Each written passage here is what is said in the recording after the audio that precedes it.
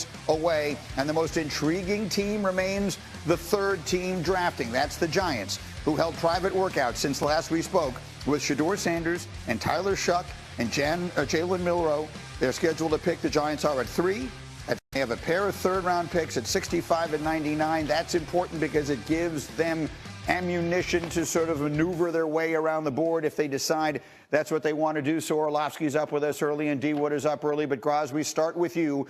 The question everyone is asking, what are the Giants doing at 3? Because it feels like everything else hinges on that. I still think the most likely outcome at 3 is that they draft Abdul or Travis Hunter, whichever one the Browns haven't taken at 2. And is still there, and that they address quarterback later. Now, does that mean they would wait till pick 34 to address it? Or could they use, as you mentioned, some of those extra picks to move back up into the end of round 1 if a quarterback they like is sliding toward them? Will they even need to do that? Are quarterbacks going to start flying off the board in round 1 like they usually do? It's possible they do not, and that the Browns at 33 and the Giants at 34 can sit tight and get the guy they like. So I don't think you can rule anything out completely at this point.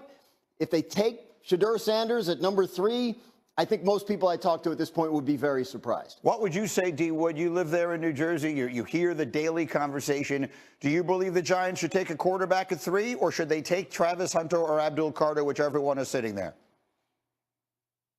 No, I think you got to take the impact player at 3. We heard at the end of the year, in the end of the year press conference, owner John Mara, his patience is basically worn out. He wants to win now, and I think if you're the guys that's running the show, Joe Shane and company with the New York Giants, you need guys that's going to impact on the field right now. So between Abdul or Travis Hunter, you need one of those guys at number 3, and then obviously you can address the quarterback position in the second round via either staying pat in the second round or possibly trading up. But you need an impact player right off the top at number 3. Okay, so let me set the stage for Orlovsky here and the conversation. So as I have been putting sort of the finishing touches on getting ready for all of this, there is no question that this is the biggest pressure point in the draft. Yep. What happens at 3, Danny, is going to change literally everything that comes afterwards, because then you've got the Saints sitting there at 9, and then you've got the Steelers at 21, and then you've got the cavalcade of contenders that are waiting and watching. Are the quarterbacks going off the board, or are they not? If they are, you might start to see a rush on them. If they're not, it could be a very long wait into Friday night before some of these names go. As you sit and watch the quarterback situation play out, Dan, what thoughts do you have on this Monday? Well, number one, the Giants have to get a quarterback in their first 2 picks of this draft, whether it's at number 3 or early in the second round or trading back into the first round. Number 2, there's no there's no general manager and head coach in a more difficult and worse situation than Joe Shane and Brian Daboll. And everyone knows how much I love Brian Daboll, because the reality is this. By nature, head coach, general manager, they want to do what's best for the football team. It's kind of how they're made. The Giants and Joe Shane and Brian Daboll, they're in a situation where they kind of have to do what's best for them. And that's the really difficult part about it, because they have to save their job by mid-November. And let's be honest, no pick at number 3 other than a quarterback is going to do that. No pick at number 3. Abdul Carter's not going to save their job. He might be a transcendent player. He's not going to save their job. Travis Hunter, I love. He's not going to save their job. They have to find a quarterback early in this draft, again, in their top 2 picks, that organization, that ownership's going to go, yeah, we got the right guy, and we have the right coach and general manager to build with him and around him for the future. So I don't think it's going to be Shedeur, but do I think that they have to get a Jackson Dart or Jalen Milroe relatively by the 40th pick of the draft? I do.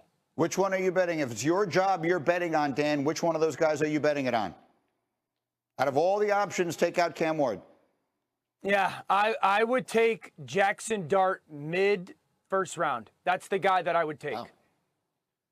I'm hearing a lot of that, and we're going to get a little later in this hour into the possibility that all the talk about Shedeur Sanders, he might not even be the second pick in this draft, but mid-first round. I mean, the point I'm trying to get across, and I hope I'm doing a good job of it, is what the Giants do at 3. I can see a scenario, Dan, where we have 4 or 5 quarterbacks going around 1, and I can see a scenario where we have 2, and maybe It's a scenario we have one. Some outlandish possibility, which we have one, and I feel it all starts at number 3. Yeah, look, the Giants, obviously, to Dan's point, I mean, they want to be competitive. They signed Russell Wilson. Right. They feel, I mean, if they don't get a quarterback that is going to start right away, that they can play Russell Wilson, and Abdul Carter will make their defense fairly unstoppable up front. So that's at least the theory. Daniel Jones was the 6th pick in the draft by the Giants. Obviously a previous administration, but this is an administration that dealt with the consequences of him not being the guy that should have been picked number 6. They don't want to make a similar mistake at 3 this year. And when you talk to people around the league, the number 2 quarterback in this year's draft, whoever that is, they say would have probably been the 6th or 7th quarterback in last year's draft. So do you want to push it at 3, or can you address it a little later on? Go ahead, Danny. Yeah, this makes a bigger conversation. To Graz's point, Daniel Jones at 6. The Giants got killed because they paid Daniel Jones the amount of money that they did, not because they swung on him at 6 and missed. That's a different conversation. Number 2, this is why I like Dart or Milroe a little bit more to the Giants than Shedeur. I think Shedeur is in the mold of quarterback that you win with, that is going to need good scheme to a really good scheme, really good offensive line protection, really good perimeter players. Think the Saints, because the Giants in the last 2 years, their quarterbacks have been sacked the most, and their quarterback has been under pressure the most. The Giants need athletic at quarterback. That's just the reality of where they are right now. And so if you're the Giants, taking Shedeur Sanders at 3 and putting him behind an offensive line that still hasn't proven that you're good enough, and while Malik Neighbors is really good, and I like Slayton, it's not elite perimeter players when it comes to the 1-2 combination. That's a bad recipe, where if you take Jackson Dart or you take Jalen Milroe and you have the improved athleticism and you can get away from an offensive line that's not good enough to protect your quarterback just yet, that's the better situation when it comes to the combination. Shedeur Sanders should not want to go to number 3. Shedeur Sanders, if we're just being real, should want to go to the Saints over the Giants because of the combination of that stuff. Isn't that interesting? Isn't it interesting that maybe getting drafted earlier isn't always the best thing that can happen to you? We'll have that conversation as the morning continues. Plus, is there a world in which Shedeur isn't even the 2nd quarterback off the board? Spoiler alert, the answer is definitively yes. We will tell you why. And it is a huge week for the Pittsburgh Steelers. What on earth are they going to do at quarterback? Danny thinks that Pittsburgh may just have to pivot to a plan. D Wood's fired up to get into it. We'll have all that and a whole lot more on one of the biggest weeks of the sports year. It's Get Up on ESPN.